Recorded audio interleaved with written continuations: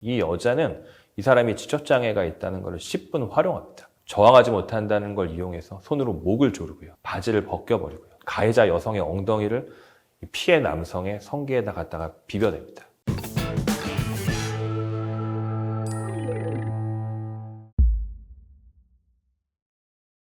변호사님, 이 범죄 형량은 어떻게 되나요? 이번에는 16, 17세 소년들이 15세 소녀를 강간한 사건입니다. 여럿이 한꺼번에 소녀를 꼼짝 못하게 만들고 강간해요. 소녀의 팔을 잡고요. 다리를 붙였습니다. 그리고 옷을 벗기고 소녀의 민감한 신체 부위를 만지다가 강간해요. 장소는 어디였느냐? 이 가해자들의 자취방이었습니다. 어떻게 알게 됐느냐? 인터넷 채팅으로 처음 알게 돼요. 그래서 처음 만나서 자취방에서 술 먹다가 강간한 겁니다. 여러 명이 소녀 한 명을. 어떻게 처벌할까요? 징역 3년? 징역 2년 6월에 집행유예 4년씩 받았습니다. 그게 말이 돼요? 왜 그럴까요? 이 사람들은 초범이었었고 가장 중요한 거 합의를 했습니다.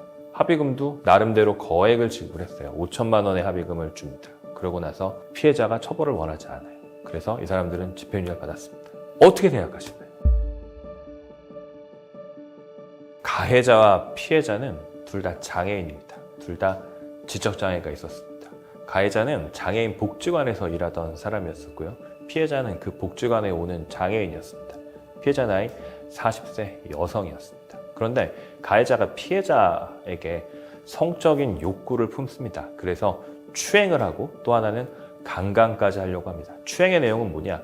복도에 앉아있는 여성의 성기와 허벅지를 옷 위로 더듬습니다. 이건 강제추행이죠. 그리고 그로부터 며칠 후에는 이 여성을 데리고 남자 화장실로 데려갑니다. 남자 화장실에서 강간하려고 해요. 여성의 옷을 벗기고 자기도 옷을 벗으려고 하다가 여성이 저항하니까 결국은 강간은 미수에 그쳤습니다. 형량 얼마일 것 같아요? 징역 3년 6월. 집행유예가 나왔습니다. 징역 2년에 집행유예 3년.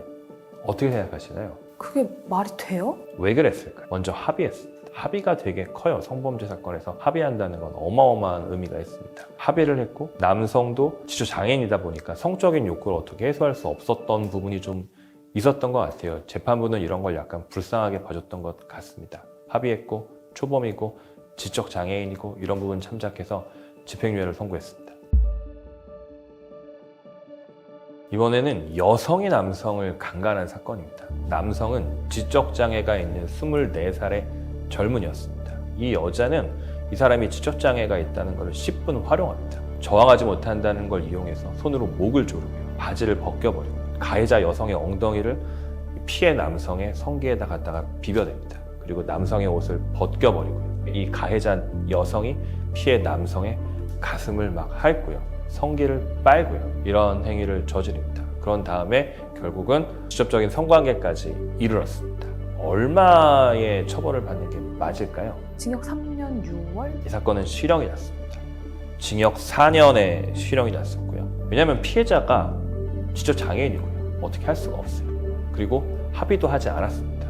그리고 이 가해자 이 여성은 범죄를 계속 부인합니다. 그래서 초범이긴 했지만 범죄를 부인하고 합의되지도 않고 죄질은 불량하고 그래서 실형 4년이 났습니다.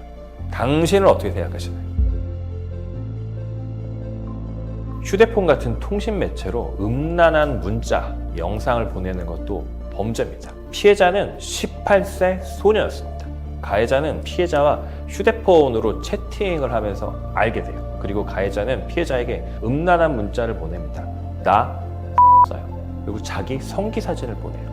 나 자위해. 이런 이상한 이야기를 하면서 음란한 내용의 문자를 보냅니다. 얼마의 형량이 나왔을까요? 벌금 300만 원? 집행유예가 나왔습니다. 징역 6월에 집행유예 1년. 벌금 아닌가요? 이렇게 생각할 수 있는데 이 사람은 집행유예 받았어요. 왜 그럴까요? 동종전력이 있었습니다. 동종전력에 벌금 전과가 있었어요. 그래서 피해자에게 벌벌 떨면서 합의까지 합니다. 하지만 법원은 엄격하게 처벌합니다. 왜? 전력이 있었으니까. 징역 6월에 집행유예 1년이 나왔습니다. 당신은 어떻게 생각하시나요? 이번에는 페이스북 사진에 올린 댓글이었습니다. 피해자는 23세 젊은 여성이었습니다. 그런데 이 젊은 여성의 사진에 가해자가 댓글을 올립니다. 엄청 잘하게 생겼네. 가 줄줄 흐르네. 이런 문자를 남겨요. 이 사람은 어떻게 처벌받았을까요? 벌금 200만 원? 역시 집행유예입니다. 징역 6월에 집행유예 2년.